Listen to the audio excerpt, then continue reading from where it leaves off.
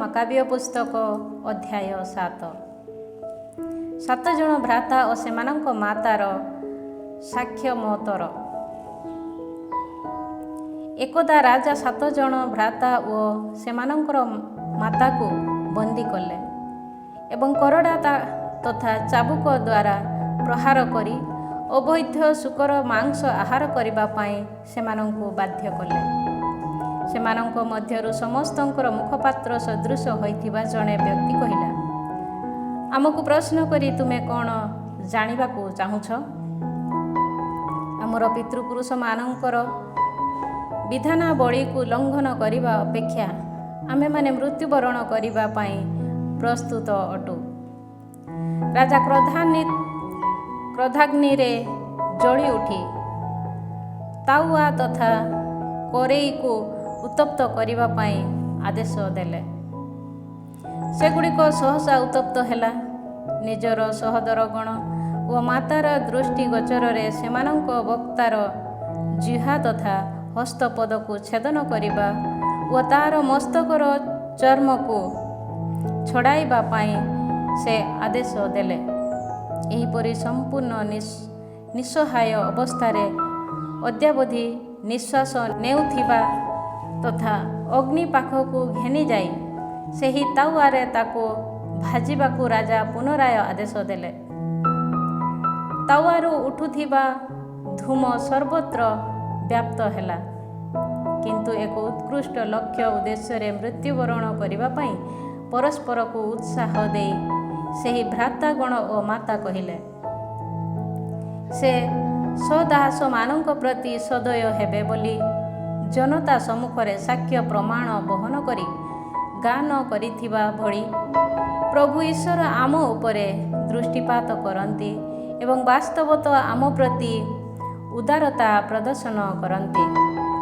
ଜ୍ୟେଷ୍ଠ ସହୋଦର ଏହିଭଳି ଦେହତ୍ୟାଗ କଲା ପରେ ସେମାନେ ନିଜ ନିଷ୍ଠୁର ଆମୋଦ ପାଇଁ ଦ୍ୱିତୀୟ ବ୍ୟକ୍ତିକୁ ଆଗକୁ ନେଇ ଆସିଲେ। ତାର ମସ୍ତକର ଚର୍ମକୁ କେଶ ସହ ଛଡ଼ାଇ ଦେବା ପରେ ସେମାନେ ତାକୁ ପଚାରିଲେ, ଅଙ୍ଗ ପ୍ରତ୍ୟଙ୍ଗ ଦେଇ ଉତ୍ପୀଡ଼ିତ ହେବା ପରିବର୍ତ୍ତେ ତୁମେ କ'ଣ ଭକ୍ଷଣ କରିବା ପାଇଁ ପ୍ରସ୍ତୁତ? ନିଜ ପିତୃପୁରୁଷମାନଙ୍କ ଭାଷାରେ ସେ ଉତ୍ତର ଦେଲା ନାହିଁ।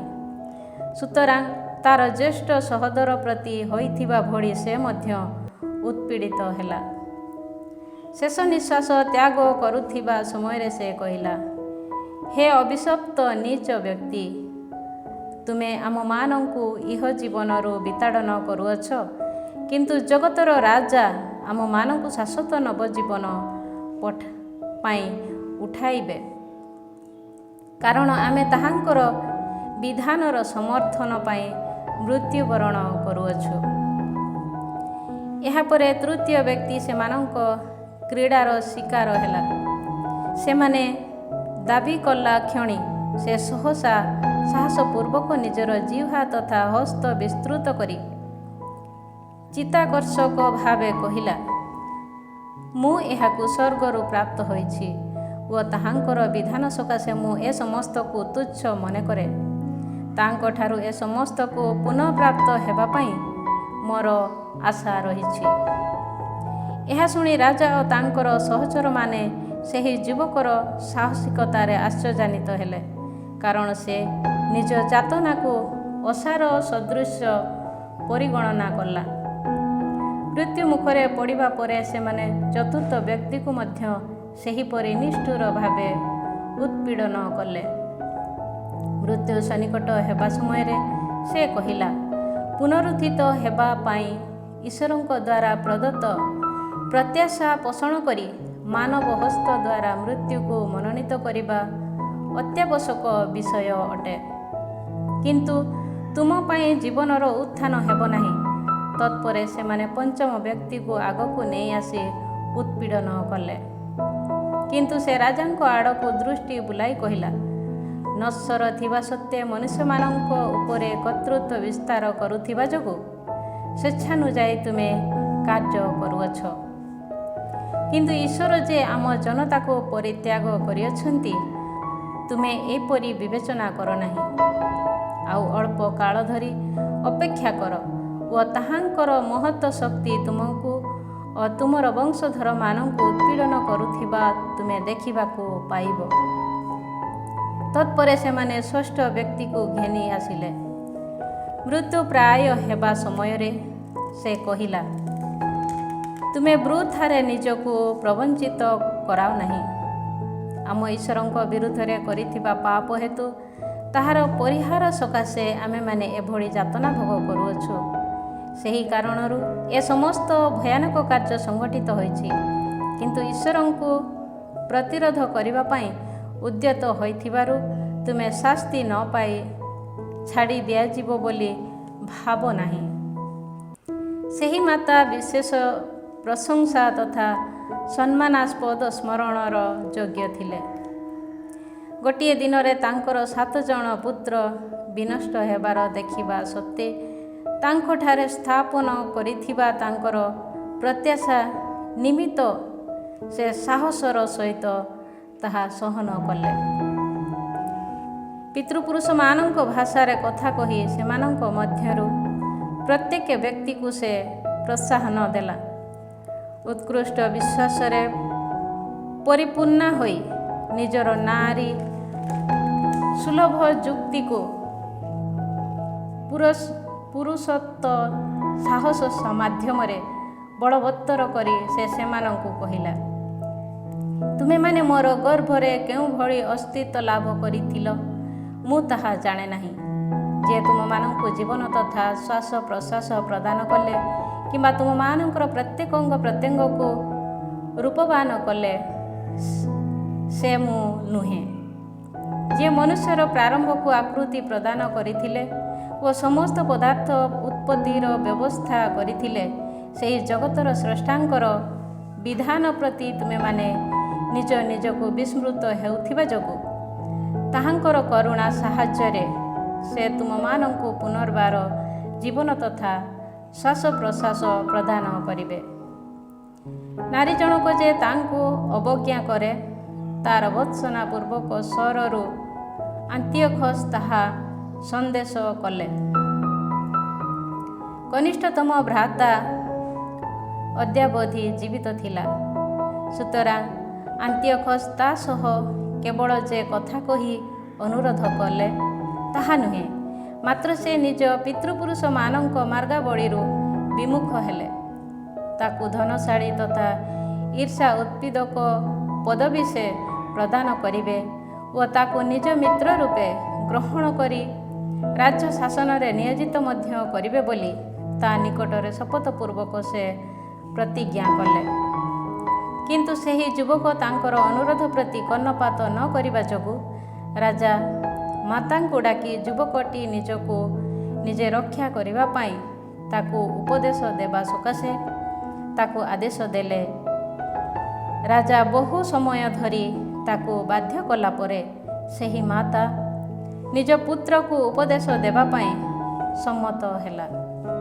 କିନ୍ତୁ ମାତା ପୂର୍ବକୁ ଆଉଜି ରହି ସେହି ନିଷ୍ଠୁର ସ୍ୱେଚ୍ଛାଚାରୀ ରାଜାଙ୍କୁ ଉପହାସ କରି ମାତୃଭାଷାରେ ତାଙ୍କୁ କହିଲା, ମୋର ବତ୍ସ, ମୋ ପ୍ରତି ଅନୁକମ୍ପା ପ୍ରଦର୍ଶନ କର। ମୁଁ ତୁମକୁ 9 ମାସ ଧରି ମୋର ଗର୍ଭରେ ବହନ କଲି। ତତ୍ପରେ 3 ବର୍ଷ ବ୍ୟାପୀ ସ୍ତନ୍ୟପାନ କରାଇ ତୁମ ଆୟୁଷର ଏହି ସମୟ ପର୍ଯ୍ୟନ୍ତ ମୁଁ ତୁମର ପ୍ରତିପାଳନ କରିଅଛି। ହେ ମୋର ପୁତ୍ର, ଆକାଶମଣ୍ଡଳ, ଧରାଧାମ ଓ ତନ୍ମଧ୍ୟସ୍ଥ ସମସ୍ତ ବସ୍ତୁ ପଦାର୍ଥକୁ ଚାହିଁ ପୂର୍ବରୁ ଅସ୍ତିତ୍ୱ ଥିବା କୌଣସି ପଦାର୍ଥରୁ ଈଶ୍ୱର ଯେ ସେ ସମସ୍ତ ସୃଷ୍ଟି କରିନାହାନ୍ତି, ଏହା ବୁଝିବାକୁ ମୁଁ ତୁମକୁ ଭିକ୍ଷା କରେ। ମାନବ ଜାତି ମଧ୍ୟ ଏହିପରି ଅସ୍ତିତ୍ୱ ଲାଭ କରନ୍ତି। ସେଇ ପ୍ରତି ଭୀତ ହୁଅ ନାହିଁ। ତୁମ ଭ୍ରାତାମାନଙ୍କ ପରି ତୁମେ ମଧ୍ୟ ଜଣେ ଯୋଗ୍ୟ ବ୍ୟକ୍ତି ଅଟ ବୋଲି ପ୍ରମାଣିତ କର। ମୃତ୍ୟୁବରଣ କର, ତାହା ହେଲେ ଈଶ୍ୱରଙ୍କର କୃପା ବଳରେ ତୁମ ସହୋଦରମାନଙ୍କ ସମେତ ମୁଁ ତୁମକୁ ମଧ୍ୟ ପୁନର୍ଲାଭ କରିପାରିବି। ସେ ଅଦ୍ୟାବଧି ଏହିଭଳି ଉପଦେଶ ଦିଅନ୍ତି। ସେହି ଯୁବକଟି ପଚାରିଲା, ତୁମେ କ'ଣ ପାଇଁ ଅପେକ୍ଷା କରୁଛ? ମୁଁ ରାଜାଙ୍କ ଆଦେଶର ଅନୁଗତ ହେବି ନାହିଁ, ବରଂ ମୋସେସଙ୍କ ମାଧ୍ୟମରେ ଆମ ପିତୃପୁରୁଷମାନଙ୍କ ପ୍ରତି ପ୍ରଦତ୍ତ ବିଧାନର ନିର୍ଦ୍ଦେଶାବଳୀର ଆଜ୍ଞାବହ ହେବେ। ଏବ୍ରେୟ ଜନତା ବିରୁଦ୍ଧରେ ସର୍ବବିଧ ଅନିଷ୍ଟ କର୍ମାବଳୀ ସମ୍ପାଦନ କରିଥିବା ତୁମେ ଈଶ୍ୱରଙ୍କ ହସ୍ତରୁ ଅବଶ୍ୟ ରକ୍ଷା ପାଇବ ନାହିଁ। ଆମେମାନେ ଆମ ଦ୍ୱାରା କୃତ ପାପ ନିମିତ୍ତ ଏହି ଯାତନା ଅନୁଭବ କରୁଅଛୁ। ତିରସ୍କାର ପୂର୍ବକ ଆମକୁ ତାଲିମଭୁକ୍ତ କରିବା ସକାଶେ ସ୍ୱଳ୍ପ କାଳ ଧରି ଆମମାନଙ୍କର ଜୀବିତ ପ୍ରଭୁ ଯଦି ଆମ ବିରୁଦ୍ଧରେ କ୍ରୋଧାନ୍ୱିତ ହୋଇଛନ୍ତି, ତେବେ ସେ ପୁନରାୟ ସ୍ୱଦାସମାନଙ୍କ ସହ ପୁନର୍ମିଳିତ ହେବେ। କିନ୍ତୁ ତୁମେ ହେ ଅପବିତ୍ର ନୀଚ ବ୍ୟକ୍ତି, ମାନବ ଜାତି ମଧ୍ୟରେ ହେ କଳୁଷିତ ମନୁଷ୍ୟ, ସ୍ୱର୍ଗରୁ ସନ୍ତାନମାନଙ୍କ ବିରୁଦ୍ଧରେ ନିଜ ହସ୍ତ ଉତ୍ତୋଳନ କରି ଅନିଶ୍ଚିତ ଆଶା ପୋଷଣ ପୂର୍ବକ ବୃଥାରେ ଉଦ୍ଧତ ହୁଅ ନାହିଁ। ସର୍ବଶକ୍ତିମାନ ଓ ସର୍ବଦର୍ଶୀ ଈଶ୍ୱରଙ୍କ ନ୍ୟାୟ ବିଚାରରୁ ତୁମେ ଏବେ ସୁଦ୍ଧା ମୁକ୍ତ ହୋଇନାହ। କ୍ଷଣକାଳ ଧରି ଯାତନା ଭୋଗ କଲା ପରେ ଈଶ୍ୱରଙ୍କ ବ୍ୟବସ୍ଥା ବିଧାନ ମୁତାବକ ଆମର ଭ୍ରାତାମାନେ ଚିରକାଳ ବ୍ୟାପୀ ଉଚ୍ଛ୍ୱସିତ ହେଉଥିବା ଜୀବନ ପ୍ରବାହରୁ ପାନ କରିଅଛନ୍ତି। କିନ୍ତୁ ତୁମେ ଈଶ୍ୱରଙ୍କ ବିଚାରରୁ ତୁମର ଔଦ୍ଧତ୍ୟ ପାଇଁ ସମୁଚିତ ଶାସ୍ତି ପାଇବ। ଆମ ସ୍ୱଜନମାନଙ୍କ ପ୍ରତି ସହସା କରୁଣା ପ୍ରଦର୍ଶନ କରିବା, ସଙ୍କଟ ତଥା ମହାମାରୀ ପଠାଇ କେବଳ ସେ ଯେ ଈଶ୍ୱର ଅଟନ୍ତି, ତୁମକୁ ଏହା ସ୍ୱୀକାର କରାଇବା ଓ ସମସ୍ତ ସ୍ୱଜନମାନଙ୍କ ଉପରେ ନ୍ୟାୟସଙ୍ଗତ ଭାବେ ନିପତିତ ସର୍ବଶକ୍ତିମାନଙ୍କର କ୍ରୋଧାଗ୍ନିକୁ ମୋର ଓ ମୋର ଭ୍ରାତାମାନଙ୍କ ମାଧ୍ୟମରେ ପରିସମାପ୍ତି ଘଟାଇବାର ସୁଯୋଗ ଦେଇ ଆମ ପିତୃପୁରୁଷମାନଙ୍କ ପ୍ରତି ପ୍ରଦତ୍ତ ହୋଇଥିବା ବିଧାନ ସକାଶେ ମୋର ଭ୍ରାତାମାନଙ୍କ ସମେତ ମୁଁ ଶରୀର ତଥା ଜୀବନ ସମର୍ପଣ କରେ। ତାର ଏହି ଅବଜ୍ଞା ଯୋଗୁଁ କ୍ରୋଧାଗ୍ନିରେ ଜଳି ଉଠି ରାଜା ତା ପ୍ରତି ଅନ୍ୟ ସମସ୍ତଙ୍କ ଅପେକ୍ଷା ଅଧିକ ନିର୍ଦ୍ଦୟ ବ୍ୟବହାର କଲେ। ସୁତରାଂ ପ୍ରଭୁଙ୍କଠାରେ ନିଜର ଆସ୍ଥା ସ୍ଥାପନ କରି ଓ କୌଣସି କଳଙ୍କରେ କଳଙ୍କିତ ନ ହୋଇ ସେ ମୃତ୍ୟୁବରଣ କଲା। ପରିଶେଷରେ ନିଜ ପୁତ୍ରମାନଙ୍କର ମୃତ୍ୟୁ ଘଟିଲା ପରେ ସେହି ମାତା ମଧ୍ୟ ମୃତ୍ୟୁବରଣ କଲା। ବଳିବସ୍ତୁ ସମୂହର ଭଜନ ତଥା ନିଷ୍ଠୁର ଉତ୍ପୀଡ଼ନ ସମ୍ବନ୍ଧରେ ଏହି ବିବରଣୀ ଯଥେଷ୍ଟ। ଅଧ୍ୟାୟ 8 ଜୁଦାସ ମାକାବେଉସଙ୍କର ପ୍ରତିରୋଧ। ମାକାବେଉସ ନାମରେ ନାମିତ ଜୁଦାସ ଓ ତାଙ୍କର ଅନୁଗାମୀମାନେ ଗୋପନରେ ଗ୍ରାମଗୁଡ଼ିକରେ ପ୍ରବେଶ କରି ସେମାନଙ୍କ ଆତ୍ମୀୟ ଲୋକ ଓ ଜିହୁଦୀୟ ବିଶ୍ୱାସରେ ଅଧ୍ୟବସାୟୀ ହୋଇ ରହିଥିବା ବ୍ୟକ୍ତିମାନଙ୍କୁ ତାଲିକାଭୁକ୍ତ କରି ପ୍ରାୟ 6,000 ଲୋକଙ୍କୁ ଏକତ୍ରିତ କଲେ। ସମସ୍ତଙ୍କ ଦ୍ୱାରା ଉତ୍ପୀଡ଼ିତ ହେଉଥିବା ଜନତା ପ୍ରତି ଦୃଷ୍ଟିପାତ କରିବା, ଅଧର୍ମୀ ଲୋକମାନଙ୍କ ଦ୍ୱାରା ଅପବିତ୍ର ହେଉଥିବା ଦେବାଳୟ ପ୍ରତି ସଦୟ ହେବା, ବିଧ୍ୱସ୍ତ ହୋଇ ଭୂମିସାତ ହେବାକୁ ଯାଉଥିବା ନଗରୀ ପ୍ରତି କୃପାଦୃଷ୍ଟି ପ୍ରଦର୍ଶନ କରିବା, ତାଙ୍କର ସନ୍ନିଧାନରେ ଆବେଦନ ଜଣାଇଥିବା ରକ୍ତର ନିବେଦନ ପ୍ରତି କର୍ଣ୍ଣପାତ କରିବା, ନିର୍ଦ୍ଦୋଷୀ ଶିଶୁମାନଙ୍କୁ ଅନ୍ୟାୟରେ ବିନାଶ ଓ ତାଙ୍କର ନାମ ବିରୁଦ୍ଧରେ ଉଚ୍ଚାରିତ ଈଶ୍ୱର ନିନ୍ଦାକୁ ସ୍ମରଣ କରିବା ଏବଂ ଅନିଷ୍ଟ କର୍ମାବଳୀ ବିରୁଦ୍ଧରେ ତାହାଙ୍କ ଦ୍ୱାରା ପ୍ରତିପୋଷିତ ବିଦ୍ୱେଷକୁ ପ୍ରଦର୍ଶନ କରିବା ପାଇଁ ସେମାନେ ପ୍ରଭୁଙ୍କ ସନ୍ନିଧାନରେ ଭିକ୍ଷା କଲେ। ମାକାବେଉସ ନିଜର ସୈନ୍ୟ ଦଳକୁ ସଂଗଠିତ କଲା ପରେ ବିଜାତୀୟମାନେ ତାଙ୍କ ବିରୁଦ୍ଧରେ ଉଠି ପାରିଲେ ନାହିଁ, କାରଣ ପ୍ରଭୁଙ୍କ କୋପାନଳ କରୁଣାରେ ପରିଣତ ହୋଇଥିଲା।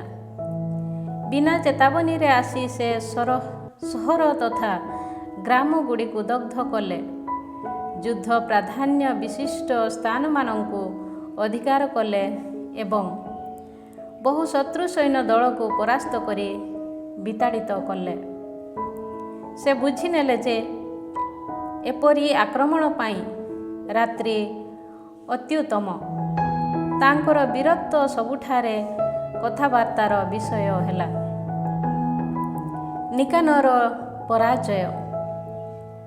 ଜୁଦାସ ଯେ ଉତ୍ତରୋତ୍ତର ଶକ୍ତିଶାଳୀ ହେଉଛନ୍ତି ଏବଂ ସେ ଯେ ବାରମ୍ବାର ଜୟଯୁକ୍ତ ହେଉଛନ୍ତି ଦେଖି ଫିଲିପ ଦକ୍ଷିଣ ସିରିଆ ତଥା ଫେନିସିଆର ରାଜ୍ୟପାଳ ଟଲେମିକୁ ରାଜାଙ୍କ ନିକଟରୁ ସାହାଯ୍ୟ ଭିକ୍ଷା କରିବା ପାଇଁ ଏକ ପତ୍ର ପଠାଇଲା। ଟଲେମି ଯଥାଶୀଘ୍ର ପାତ୍ରକସର ପୁତ୍ର ଓ ରାଜାଙ୍କ ମିତ୍ରମାନଙ୍କ ମଧ୍ୟରୁ ଜଣେ ବ୍ୟକ୍ତି ହୋଇଥିବା ନିକାନରକୁ ନିଯୁକ୍ତି ପ୍ରଦାନ କରି ଯିହୁଦୀ ବଂଶକୁ ନିଶ୍ଚିହ୍ନ କରିବା ସକାଶେ 20,000ରୁ ନ୍ୟୁନ ନଥିବା ସମସ୍ତ ଜାତୀୟ ବିଜାତୀୟମାନଙ୍କ ଏକ ସୈନ୍ୟ ଦଳକୁ ଜୁଦିଆକୁ ପଠାଇଲା। ସୈନିକ ବୃତ୍ତିରେ ପରିଚୟ ପ୍ରାପ୍ତ ଗର୍ଜିଆସ୍ ନାମକ ଜଣେ ସେନାପତିକୁ ମଧ୍ୟ ଟଲେମି ତା ସହ ପଠାଇଲା, ଯାହା ରୋମୀୟମାନଙ୍କୁ ଦେୟ ସେହି 2,000 ତାଲେଣ୍ଟ ଭେଟି ଯିହୁଦୀମାନଙ୍କୁ ଦାସ ରୂପେ ବିକ୍ରୟ କରି ଆଦାୟ କରିବା ପାଇଁ ନିକାନର ନିଷ୍ପତ୍ତି ନେଲା। ସମୁଦ୍ର ଉପକୂଳବର୍ତ୍ତୀ ନଗରୀଗୁଡ଼ିକୁ ଲୋକ ପଠାଇ 1 ତାଲେଣ୍ଟ ବିନିମୟରେ 90 ଜଣ ଯିହୁଦୀମାନଙ୍କୁ ବିକ୍ରୟ କରିବା ପାଇଁ ପ୍ରତିଜ୍ଞା କରି ସେ ସେଠାକୁ ସମସ୍ତଙ୍କୁ ଆମନ୍ତ୍ରଣ କଲା। କିନ୍ତୁ ସର୍ବଶକ୍ତିମାନଙ୍କର ନ୍ୟାୟ ବିଚାର ଯେ ତାହା ଉପରେ ନିପତିତ ହେବା ପାଇଁ ପ୍ରସ୍ତୁତ ହୋଇ ରହିଛି, ସେ ଏହା ପ୍ରତୀକ୍ଷା କରି ନଥିଲା। ନିକାନର ଆକ୍ରମଣ ସମ୍ବନ୍ଧରେ ଅବଗତ ହୋଇ ଜୁଦାସ ନିଜ ସହବର୍ତ୍ତୀମାନଙ୍କୁ ଶତ୍ରୁ ସୈନ୍ୟ ଦଳର ଆଗମନ ବିଷୟର ସମ୍ବାଦ ଜଣାଇଲେ। ସେମାନଙ୍କ ମଧ୍ୟରୁ ଯେଉଁମାନେ ଭୀରୁ ଓ ଈଶ୍ୱରଙ୍କ ନୀତିନିଷ୍ଠା ସମ୍ପର୍କରେ ଅବିଶ୍ୱାସୀ ଥିଲେ, ସେମାନେ ପଳାୟନ କଲେ। ଅନ୍ୟ ସମସ୍ତେ ନିଜସ୍ୱ ହୋଇଥିବା ଆସବାବପତ୍ର ବିକ୍ରୟ କଲେ। ସେମାନଙ୍କ ସହିତ ଯୁଦ୍ଧ କରିବା ପୂର୍ବରୁ ସେମାନଙ୍କୁ ବିକ୍ରୟ କରିଥିବା ସେହି ଅଧର୍ମୀ ନିକାନର ହସ୍ତରୁ ସେମାନଙ୍କ ନିଜ ସକାଶେ ନୁହେଁ, ମାତ୍ର ସେମାନଙ୍କ ନିଜ ପିତୃପୁରୁଷମାନଙ୍କ ସହ ସାଲିସ କରିଥିବା ବ୍ୟବସ୍ଥା ବିଧାନସମୂହ ହେତୁ ଏବଂ ତାହାଙ୍କ ପବିତ୍ର ତଥା ଗୌରବପୂର୍ଣ୍ଣ ନାମରେ ସେ ସେମାନଙ୍କୁ ଆହ୍ୱାନ କରିଥିବା ଯୋଗୁଁ ସେମାନଙ୍କୁ ମୁକ୍ତ କରିବା ସକାଶେ ସେମାନେ ପ୍ରଭୁଙ୍କ ସନ୍ନିଧାନରେ ପ୍ରାର୍ଥନା କଲେ। କିନ୍ତୁ ମାକାବେଉସ 6,000 ସଂଖ୍ୟକ ବିଶିଷ୍ଟ ନିଜ ସୈନ୍ୟ ଦଳକୁ ସମବେତ କରି ଶତ୍ରୁମାନଙ୍କ ପ୍ରତି ଭୟଚକିତ ନ ହେବା ଓ ସେମାନଙ୍କ ବିରୁଦ୍ଧରେ ଦୁରୁଦ୍ଦେଶ୍ୟ ରଖି ଆସିଥିବା ସେହି ବିଜାତୀୟମାନଙ୍କର ସଂଖ୍ୟା ବହୁଳତା ଯୋଗୁଁ ଭୀତ ନ ହେବା, ବରଂ ପବିତ୍ର ସ୍ଥାନ ବିରୁଦ୍ଧରେ ବିଜାତୀୟମାନଙ୍କ ଦ୍ୱାରା ସମ୍ପାଦିତ ଅଧାର୍ମିକ ଅତ୍ୟାଚାର, ଅବହେଳିତ ନଗରୀର ଉତ୍ପୀଡ଼ନ ଓ ପିତୃକୁଳ ଜୀବନ ପ୍ରଣାଳୀର ବିନାଶ ପ୍ରଭୃତି ବିଷୟ ସ୍ମରଣ କରି ସାହସପୂର୍ବକ ଯୁଦ୍ଧ କରିବାକୁ ସେମାନଙ୍କୁ ଉପଦେଶ ଦେଲେ। ପରିଶେଷରେ ସେ ସେମାନଙ୍କୁ କହିଲେ, ସେମାନେ ଅସ୍ତ୍ରଶସ୍ତ୍ର ତଥା ନିର୍ଭୀକ କାର୍ଯ୍ୟକଳାପ ଉପରେ ଆସ୍ଥା ସ୍ଥାପନ କରନ୍ତି, କିନ୍ତୁ ଆମ ବିରୁଦ୍ଧରେ ଆଗତ ଏହି ବ୍ୟକ୍ତିମାନଙ୍କୁ ଓ ସମଗ୍ର ଜଗତକୁ ମଧ୍ୟ, ଯିଏ ତାହାଙ୍କର ଗୋଟିଏ ମସ୍ତକ ଅବନତି ଜରିଆରେ ସଂହାର କରିବା ପାଇଁ ସକ୍ଷମ, ସେହି ସର୍ବଶକ୍ତିମାନ ଈଶ୍ୱରଙ୍କଠାରେ ଆମେମାନେ ଆସ୍ଥା ସ୍ଥାପନ କରୁ। ଏତଦ୍‌ବ୍ୟତୀତ ପିତୃପୁରୁଷମାନେ ଯେତେବେଳେ ସାହାଯ୍ୟ ପ୍ରାପ୍ତ ହୋଇଥିଲେ, ସେ ସମୟ ସମ୍ବନ୍ଧରେ ମଧ୍ୟ ସେ ସେମାନଙ୍କୁ କହିଲେ, ଯଥା ସେନାକେରିବଙ୍କ କାଳରେ 1,85,000 ବ୍ୟକ୍ତି ନିହତ ହୋଇଥିଲେ। ସେହିପରି ବାବିଲୋନରେ ଗାଲାତୀୟମାନଙ୍କ ବିପକ୍ଷରେ ସଂଗଠିତ ଯୁଦ୍ଧ ସମୟରେ 4,000 ମାସିଦୋନୀୟମାନଙ୍କର ସୈନ୍ୟ ସହିତ 8,000 ଯିହୁଦୀ ସୈନ୍ୟ ସଂଗ୍ରାମ କରିବା ପାଇଁ ପ୍ରସ୍ତୁତ ହୋଇଥିଲେ। ମାସିଦୋନୀୟମାନଙ୍କ ବିରୁଦ୍ଧରେ ଯୁଦ୍ଧ ପ୍ରବଳ ହେବା ବେଳେ ସ୍ୱର୍ଗରୁ ଆଗତ ସାହାଯ୍ୟ ବଳରେ ସେହି 8,000 ସୈନ୍ୟ 1,20,000 ବ୍ୟକ୍ତିମାନଙ୍କୁ ପରାସ୍ତ କରି ବହୁ ପରିମାଣର ଲୁଣ୍ଠିତ ଦ୍ରବ୍ୟ ଅର୍ଜନ କରିଥିଲେ। ଏସବୁ କଥା ଦ୍ୱାରା ସେମାନଙ୍କୁ ସାହସୀ କରାଇବା ପରେ ସେମାନଙ୍କର ବିଧିବିଧାନ ତଥା ଦେଶ ନିମନ୍ତେ ସେମାନେ ମୃତ୍ୟୁବରଣ କରିବା ପାଇଁ ସେ ସେମାନଙ୍କୁ ପ୍ରସ୍ତୁତ କଲେ। ତତ୍ପରେ ସେ ସୈନ୍ୟ ଦଳକୁ 4 ଦଳରେ ବିଭକ୍ତ କଲେ। 1500 ଲୋକ ବିଶିଷ୍ଟ ପ୍ରତ୍ୟେକ ସୈନ୍ୟ ଦଳ ଉପରେ ସେ ନିଜର ଭ୍ରାତା ସିମୋନ, ଯୋସେଫ ଓ ଜୋନାଥାନଙ୍କୁ ସେନାପତି ରୂପେ ନିଯୁକ୍ତ କଲେ। ଏତଦ୍ ବ୍ୟତୀତ ପବିତ୍ର ଗ୍ରନ୍ଥରୁ ଉଚ୍ଚ ସ୍ୱରରେ ପାଠ କରିବା ପାଇଁ ସେ ଏଲିଆସାରଙ୍କୁ ନିଯୁକ୍ତ କଲେ ଏବଂ ସାହାଯ୍ୟ ଈଶ୍ୱରଙ୍କ ଠାରୁ ଆଗତ ଏହିପରି ଏକ ରଣଧ୍ୱନି ମାଧ୍ୟମରେ ସେ ସେମାନଙ୍କୁ ଦେଲେ। ତତ୍ପରେ ସ୍ୱୟଂ ସେ ପ୍ରଥମ ଦଳର ନେତୃତ୍ୱ ନେଇ ନିକାନର ସହ ଯୁଦ୍ଧାରମ୍ଭ କଲେ। ସର୍ବଶକ୍ତିମାନଙ୍କର ସାହାଯ୍ୟ ବଳରେ ଶତ୍ରୁମାନଙ୍କ ମଧ୍ୟରୁ 9000 ଅପେକ୍ଷା ଅଧିକ ବ୍ୟକ୍ତିମାନଙ୍କୁ ସେମାନେ ସଂହାର କଲେ ଓ ନିକାନରର ସୈନ୍ୟ ଦଳରୁ ଅଧିକାଂଶ ଲୋକଙ୍କୁ ଆଘାତପ୍ରାପ୍ତ ତଥା ବିକଳାଙ୍ଗ କରିଦେଲେ। ଫଳରେ ସେମାନେ ପଳାୟନ କରିବା ପାଇଁ ବାଧ୍ୟ ହେଲେ। ସେମାନଙ୍କୁ ଦାସ ରୂପେ କ୍ରୟ କରିଥିବା ପାଇଁ ଆଗତ ବ୍ୟକ୍ତିମାନଙ୍କର ଅର୍ଥ ସେମାନେ ଅଧିକାର କଲେ। ସ୍ୱଳ୍ପ ଦୂର ପର୍ଯ୍ୟନ୍ତ ଶତ୍ରୁମାନଙ୍କର ପଶ୍ଚାଧାବନ କଲା ପରେ ସମୟ ବିଳମ୍ବିତ ହୋଇଥିବା ଯୋଗୁଁ ଫେରିଯିବା ପାଇଁ ସେମାନେ ବାଧ୍ୟ ହେଲେ। ସେହିଦିନ ସାବତର ପୂର୍ବ ଦିନ ହୋଇଥିବା ଯୋଗୁଁ ସେମାନେ ପଶ୍ଚାଧାବନରୁ ନିବୃତ୍ତ ହେଲେ। ଶତ୍ରୁମାନଙ୍କର ଅସ୍ତ୍ରଶସ୍ତ୍ର ତଥା ଅନ୍ୟାନ୍ୟ ଲୁଣ୍ଠିତ ଦ୍ରବ୍ୟକୁ ସଂଗ୍ରହ କଲା ପରେ ସେମାନେ ସାବତ ପାଳନ କଲେ। ସେହିଦିନ ଯିଏ ସେମାନଙ୍କୁ ସଂରକ୍ଷଣ କରିଥିଲେ ଓ ସେମାନଙ୍କ ପ୍ରତି କରୁଣା ପ୍ରଦର୍ଶନର ଆରମ୍ଭ ରୂପେ ତାହାକୁ ନିରୂପଣ କରିଥିଲେ, ସେହି ପ୍ରଭୁଙ୍କ ଉଦ୍ଦେଶ୍ୟରେ ସେମାନେ ସ୍ତୁତିଗାନ ତଥା କୃତଜ୍ଞତା ଅର୍ପଣ କଲେ।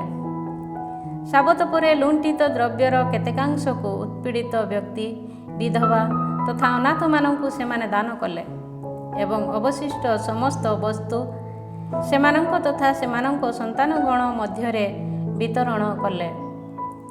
ଏ ସମସ୍ତ କାର୍ଯ୍ୟ ସମାପ୍ତ କଲା ପରେ ସେମାନେ ସମ୍ମିଳିତ ଭାବେ ଦୟାମୟ ପ୍ରଭୁଙ୍କୁ ପ୍ରାର୍ଥନା କରି ତାହାଙ୍କ ସ୍ୱଦାସମାନଙ୍କ ସହ ପୁନର୍ମିଳିତ ହେବା ପାଇଁ ନିବେଦନ କଲେ। ତିମୋଥି ଓ ବାକିଦସର ପରାଜୟ।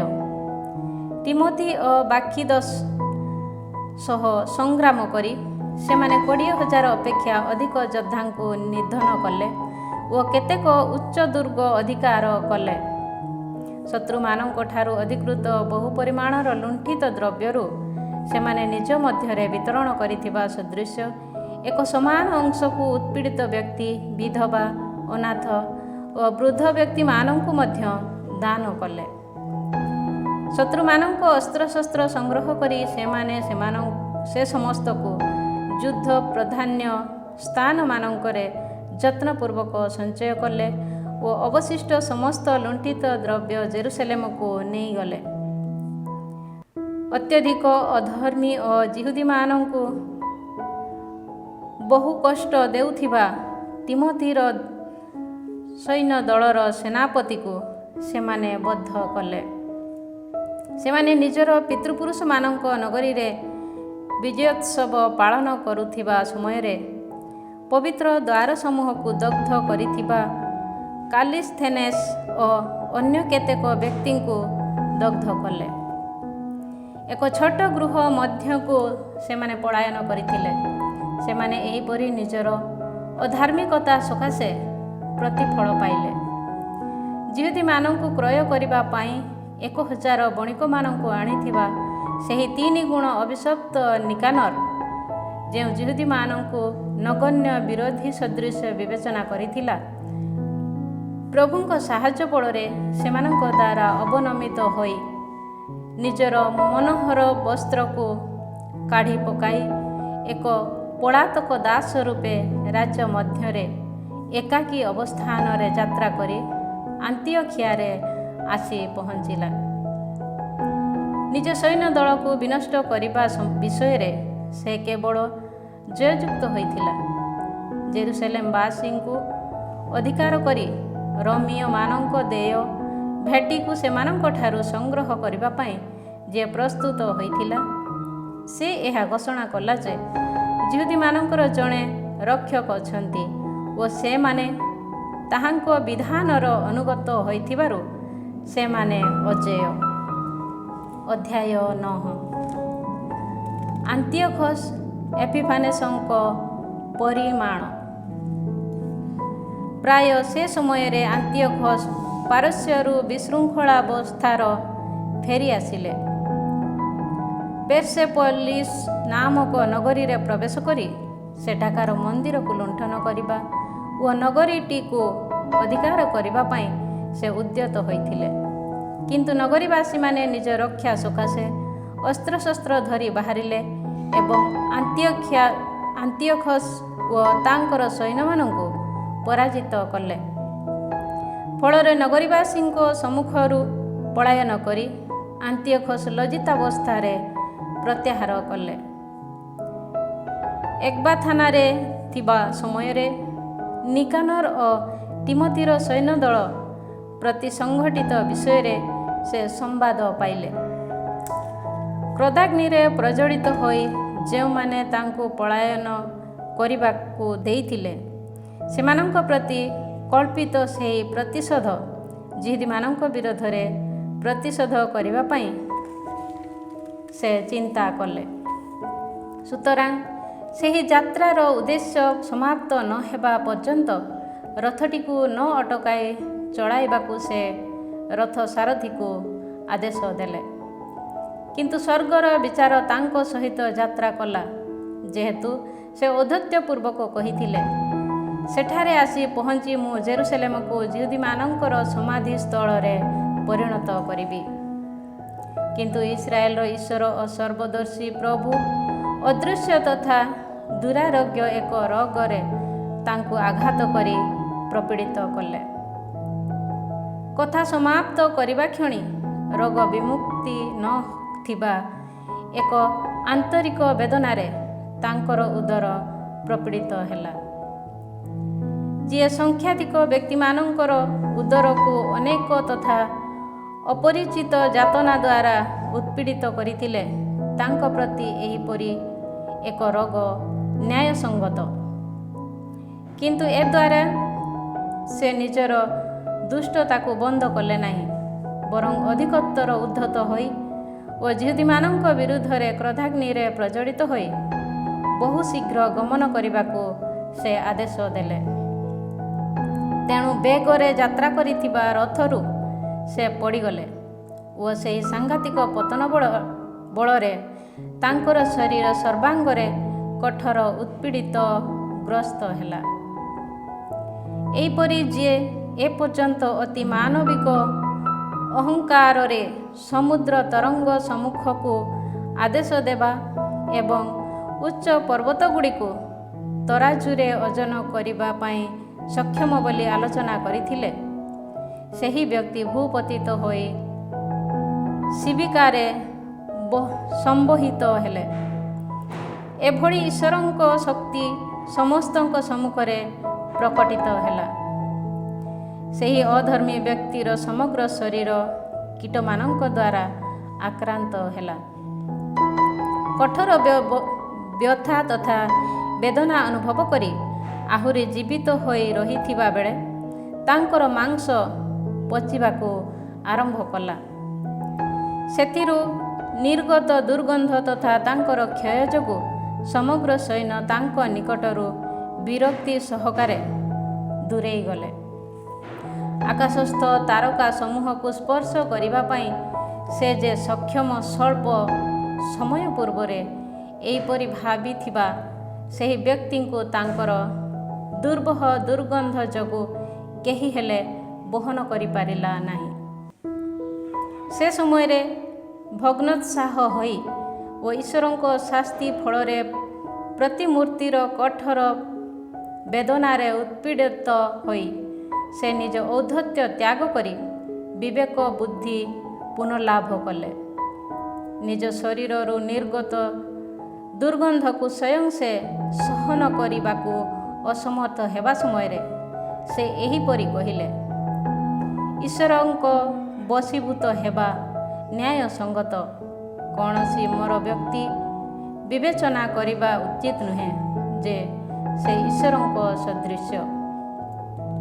ଯେଉଁ ପ୍ରଭୁ ତାଙ୍କ ପ୍ରତି ଆଉ କୃପା ପ୍ରଦର୍ଶନ କରିବେ ନାହିଁ, ତାହାଙ୍କର ସନ୍ନିଧାନରେ ସେହି ଜଘନ୍ୟ ବ୍ୟକ୍ତି ସେ ସମୟରେ ବ୍ରତ ଗ୍ରହଣ କରି କହିଲେ ଯେ, ଯେଉଁ ପବିତ୍ର ନଗରୀକୁ ନିଶ୍ଚିହ୍ନ କରି ତାହାକୁ ସମାଧି ସ୍ଥାନରେ ପରିଣତ କରିବା ପାଇଁ ସେ ଖୁବ୍ ଶୀଘ୍ର ଯାତ୍ରା କରିଥିଲେ, ସେହି ନଗରୀକୁ ସେ ସ୍ୱାଧୀନ କରିବେ। ଯେଉଁ ଯିହୁଦୀମାନଙ୍କୁ ସମାଧିସ୍ଥ କରିବା ପାଇଁ ଅଯୋଗ୍ୟ ମନେକରି ସେମାନଙ୍କ ସନ୍ତାନମାନଙ୍କ ସମେତ ସେମାନଙ୍କୁ ପଶୁ ତଥା ପକ୍ଷୀମାନଙ୍କର ଖାଦ୍ୟ ରୂପେ ଫିଙ୍ଗିବା ପାଇଁ ସେ ସ୍ଥିର କରିଥିଲେ, ସେମାନଙ୍କୁ ଏଥେନର ନାଗରିକମାନଙ୍କ ସହନାଗରିକ ରୂପେ ଘୋଷଣା କରିବେ। ପୂର୍ବରେ ଲୁଣ୍ଠନ କରିଥିବା ପବିତ୍ର ଦେବାଳୟକୁ ସର୍ବୋତ୍କୃଷ୍ଟ ଉପହାର ସବୁ ଜରିଆରେ ଅଳଙ୍କୃତ କରିବେ। ପବିତ୍ର ପାତ୍ର ସାମଗ୍ରୀକୁ ବହୁଗୁଣ ସହ ଫେରାଇ ଦେବେ। ନୈବେଦ୍ୟର ଉତ୍ସର୍ଗ ପାଇଁ ଆବଶ୍ୟକ ଖର୍ଚ୍ଚ ସ୍ୱୟଂ ସେ ନିଜ ଆୟରୁ ବ୍ୟୟ କରିବେ ଏବଂ ଏ ସମସ୍ତ କାର୍ଯ୍ୟ ବ୍ୟତୀତ ସ୍ୱୟଂ ସେ ଜଣେ ଯିହୁଦୀ ହୋଇ ମନୁଷ୍ୟ ଅଧିବାସ ଯୋଗ୍ୟ ସମସ୍ତ ସ୍ଥାନକୁ ଯାତ୍ରା କରି ଈଶ୍ୱରଙ୍କ ଶକ୍ତିକୁ ଘୋଷଣା କରିବେ। କିନ୍ତୁ ଈଶ୍ୱରଙ୍କ ନ୍ୟାୟ ବିଚାର ତାଙ୍କ ପ୍ରତି ଆସନ୍ନ ହୋଇଥିବା ହେତୁ ତାଙ୍କର ଯାତନା କୌଣସି ପ୍ରକାରେ ଉପଶମିତ ହେଉନଥିବା ଦେଖି ରୋଗ ମୁକ୍ତି ପାଇଁ ସମସ୍ତ ଆଶା ତ୍ୟାଗ କରି ସେ ଯିହୁଦୀମାନଙ୍କ ନିକଟକୁ ନିବେଦନ କରି ଖଣ୍ଡିଏ ପତ୍ର ପଠାଇଲେ। ତାହା ଏହିପରି ଭାବେ ଲିଖିତ ଥିଲା, ଯୋଗ୍ୟ ଯିହୁଦୀ ନାଗରିକମାନଙ୍କୁ ସେମାନଙ୍କର ରାଜା ଓ ସେନାପତି ଆନ୍ତିଓଖସ୍ ଆରୋଗ୍ୟ ତଥା ସମୃଦ୍ଧି କାମନା କରି ହାର୍ଦ୍ଦିକ ଅଭିବାଦନ ତଥା ଶୁଭେଚ୍ଛା ଜଣାନ୍ତି। ତୁମମାନଙ୍କର ସନ୍ତାନମାନଙ୍କ ସମେତ ତୁମେମାନେ ଯଦି ଭଲ ଅଛ ଓ ତୁମମାନଙ୍କର ଅଭିଳାଷ ମୁତାବକ ତୁମର କାର୍ଯ୍ୟ ଠିକ୍ ରୂପେ ଚାଲିଛି, ତେବେ ମୁଁ ସନ୍ତୁଷ୍ଟ। ମୋର ଆସ୍ଥା ସ୍ୱର୍ଗରେ ଅଧିଷ୍ଠିତ ହୋଇ ରହିଛି। ତୁମମାନଙ୍କର ସଦିଚ୍ଛା ତଥା ଶ୍ରଦ୍ଧା ମୁଁ ସସ୍ନେହରେ ସ୍ମରଣ କରେ। ପାରସ୍ୟରୁ ଫେରି ଆସିବା ସମୟରେ ମୁଁ ଏକ ବିରକ୍ତିକର ରୋଗରେ ପ୍ରପୀଡ଼ିତ ହେଲି। ସୁତରାଂ ସମସ୍ତଙ୍କର ସାର୍ବଜନୀନ ରକ୍ଷା ସମ୍ବନ୍ଧରେ ଆଲୋଚନା କରିବା ଉଚିତ ବୋଲି ମୁଁ ମନସ୍ଥ କଲି। ମୋର ବର୍ତ୍ତମାନର ଅବସ୍ଥା ସମ୍ବନ୍ଧରେ ମୁଁ ନିରୁତ୍ସାହିତ ହେଉନାହିଁ, ବରଂ ରୋଗରୁ ଆରୋଗ୍ୟ ପ୍ରାପ୍ତ ହେବା ପାଇଁ ମୋର ଆଶା ରହିଛି। ଉତ୍ତର ଦିଗସ୍ଥ ଅଞ୍ଚଳଗୁଡ଼ିକରେ ସୈନ୍ୟ ସମେତ ଅଭିଯାନ କରୁଥିବା ବେଳେ ମୋର ପିତା ନିଜର ଉତ୍ତରାଧିକାରକୁ ନିଯୁକ୍ତି ପ୍ରଦାନ କରିଥିବା ବିଷୟ ମୁଁ ସ୍ମରଣ କଲି। ଆକସ୍ମିକ ଭାବେ କୌଣସି ଘଟଣା ଘଟିଲେ କିମ୍ବା କୌଣସି ଅଶୁଭ ସମ୍ବାଦ ବିସ୍ମୃତ ହେଲେ, ତେବେ କାହା ହସ୍ତରେ ରାଜ୍ୟଟିର ଶାସନ ଦାୟିତ୍ୱ ସେ ନ୍ୟସ୍ତ। ରାଜ୍ୟବାସୀ ପ୍ରଜାମାନେ ଯେପରି ଏହା ଜାଣନ୍ତି ଓ ତଦ୍ୱାରା ବ୍ୟତିବ୍ୟସ୍ତ ନ ହୁଅନ୍ତି, ସେଥିପାଇଁ ଏହା ଉଦ୍ଦିଷ୍ଟ। ଏତଦ୍‌ବ୍ୟତୀତ ମୁଁ ଜାଣେ ଯେ ଦେଶଟିର ସୀମା ସରହଦ ତଥା ପ୍ରତିବେଶୀ ରାଜ୍ୟଗୁଡ଼ିକର ଶାସକଗଣ ଏକ ସୁଯୋଗ ପାଇଁ ଅପେକ୍ଷା କରନ୍ତି ଓ କ'ଣ ଘଟୁଛି ବୋଲି ନିରୀକ୍ଷଣ କରନ୍ତି। ସୁତରାଂ ମୁଁ ମୋର ପୁତ୍ର ଆନ୍ତିଓଖସ୍‌କୁ ରାଜା ରୂପେ ନିଯୁକ୍ତ କରିଅଛି। ଉତ୍ତର ଦିଗସ୍ଥ ଅଞ୍ଚଳଗୁଡ଼ିକ ଅଭିମୁଖରେ ଶୀଘ୍ର ଗମନ କରିଥିବା ବେଳେ ମୁଁ ବହୁବାର ତା ସମ୍ବନ୍ଧରେ ତୁମ ସମ୍ମୁଖରେ ସୁପାରିଶ କରି ତା ହସ୍ତରେ ଶାସନ ଦାୟିତ୍ୱ ସମର୍ପଣ କରିଅଛି।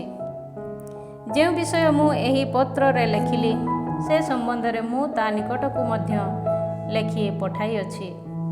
ତୁମମାନଙ୍କ ଉଦ୍ଦେଶ୍ୟରେ ପ୍ରଦତ୍ତ ସାର୍ବଜନୀନ ତଥା ବ୍ୟକ୍ତିଗତ ସେବା କାର୍ଯ୍ୟକୁ ସ୍ମରଣ କରିବା ଓ ତୁମେମାନେ ବର୍ତ୍ତମାନ ମୋର ଓ ମୋର ପୁତ୍ର ପ୍ରତି ପ୍ରଦର୍ଶନ କରୁଥିବା ସଦିଚ୍ଛାକୁ ଭବିଷ୍ୟତରେ ମଧ୍ୟ ଦେଖାଇବା ପାଇଁ ମୁଁ ଅନୁରୋଧ ତଥା ଭିକ୍ଷା କରେ।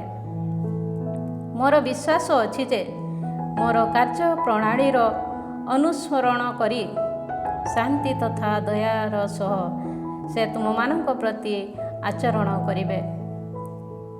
ସେହି ନରହନ୍ତା ଓ ଈଶ୍ୱର ନିନ୍ଦୁକ ଅନ୍ୟ ଲୋକମାନଙ୍କ ପ୍ରତି ଯେପରି ବିଧାନ କରିଥିଲେ, ତଦନୁରୂପ ଏକ କଠୋର ଯାତନା ସେହିପରି ଅନୁଭବ କଲା ପରେ ଅତି ଶୋଚନୀୟ ଅବସ୍ଥାରେ ବିଦେଶ ରାଜ୍ୟସ୍ଥିତ ପାର୍ବତ୍ୟାଞ୍ଚଳରେ ଦେହତ୍ୟାଗ କଲେ। ଫିଲିପ ନାମକ ଜଣେ ରାଜ ପରିଷଦ ସଦସ୍ୟ ତାଙ୍କର ମୃତ ଶରୀରକୁ ଗୃହକୁ ନେଇଗଲେ। ତତ୍ପରେ ଆନ୍ତିଓଖସଙ୍କ ପୁତ୍ରକୁ ଭୟ କରି ସେ ଇଜିପ୍ଟର ରାଜା ଟଲେମି ଫିଲୋମେତଙ୍କର ନିକଟରେ ଆଶ୍ରୟ ସନ୍ଧାନ କରି ଗମନ କଲେ।